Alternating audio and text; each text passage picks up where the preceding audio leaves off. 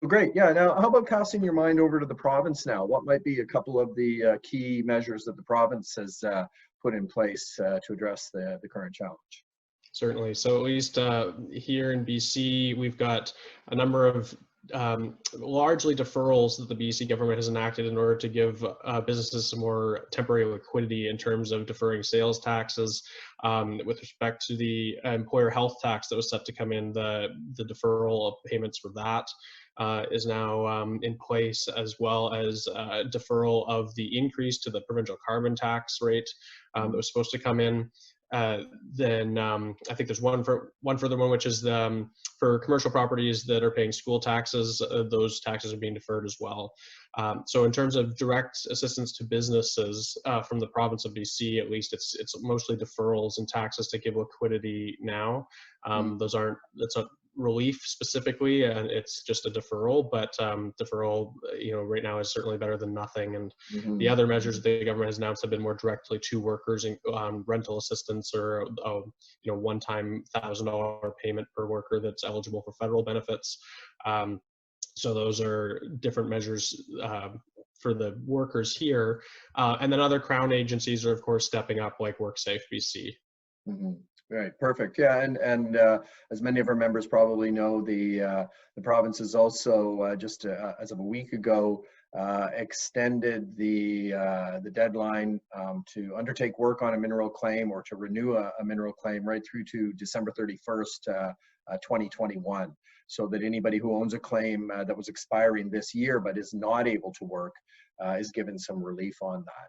And we also know that the province is looking at potentially a number of other measures that are industry specific. I mean, for mineral exploration for sure, and also others. They just haven't, their focus is being more broad-based at the moment on these larger programs. The more industry specific ones will start to flow in a bit more, and I think in the coming weeks. All right, perfect. So maybe just shifting gears a little bit. Mineral exploration and mining have been declared an essential service in the province, and a number of our members are continuing to work during this time and would like to get out and conduct their field activities in the coming weeks or months. I wonder if there are measures that workers and employers really need to be aware of as they look at particularly getting field programs underway with regard to health and safety or the duty of the employer. Yeah, I think that the best thing that companies can be doing right now, particularly in the construction and mining sector, is to look to WorkSafe BC and the guidelines that they're putting out. WorkSafe's posted a number of guidelines, very easily accessible on their webpage. Thankfully, not only are we dealing with their updated webpage, but they've made this stuff very easy to access with a banner across the top of their website that has all COVID-19 related links, including guidelines directly for the construction sector. So that's very, very important to be looking at right now, because of course employers have, even essential employers have obligations with respect to the health and safety of their workforces, and that these guidelines are going to be key in employers demonstrating that while working throughout this crisis they are taking due diligence. And I know that construction guidelines include things like hand wash protocols, the number of washroom facilities that need to be on site, and reminders about things like that. There's still limits, even in the essential workplaces, for the number of workers that should be in a given area at a time, as well as how closely they should be working together that should be heated. So my best recommendation on that is to make sure that you're on top of the guidelines issued by WorkSafe BC. And keep them handy, and make sure your teams are aware about them.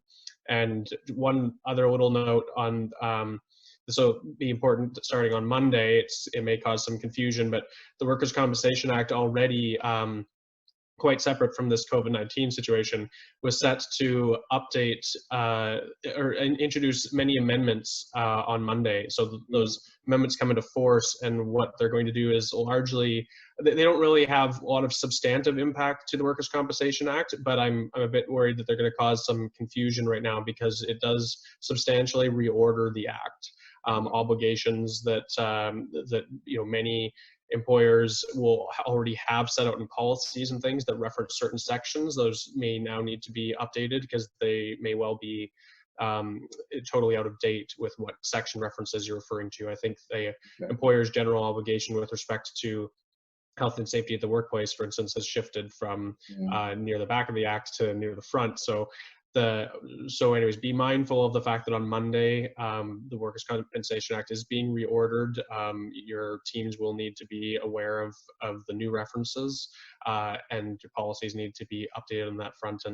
And WorkSafeBC has published a concordance table and materials on their website in order to help people adjust to those changes to the Act.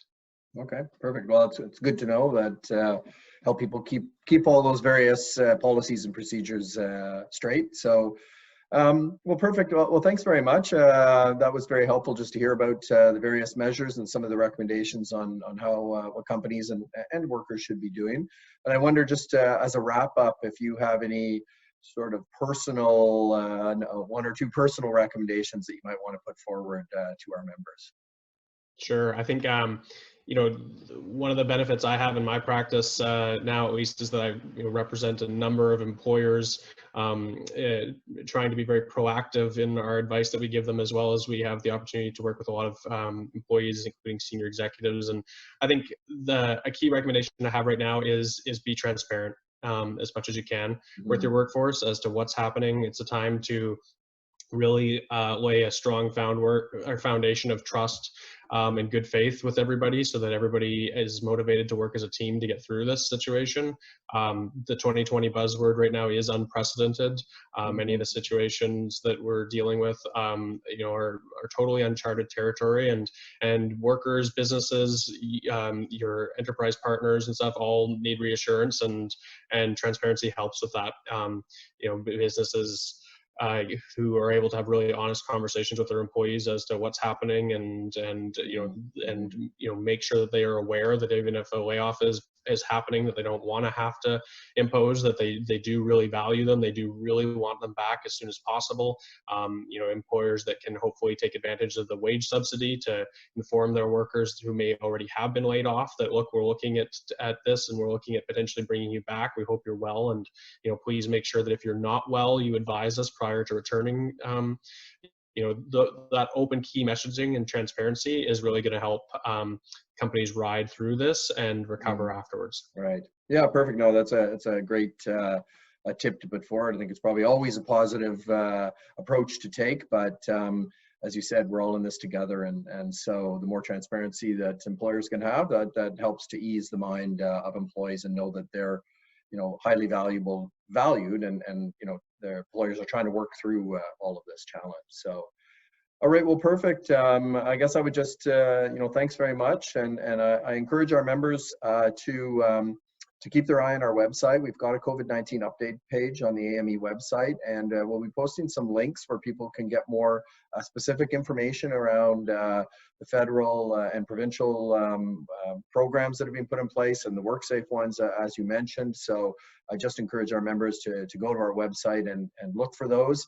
It is an evolving situation, so probably want to check back fairly often to see what has changed. So thanks again. I appreciate that. And I can see us wanting to have this conversation again before too long to talk about any changes that have happened. So thanks a lot, and take care. You're very welcome. Perfect.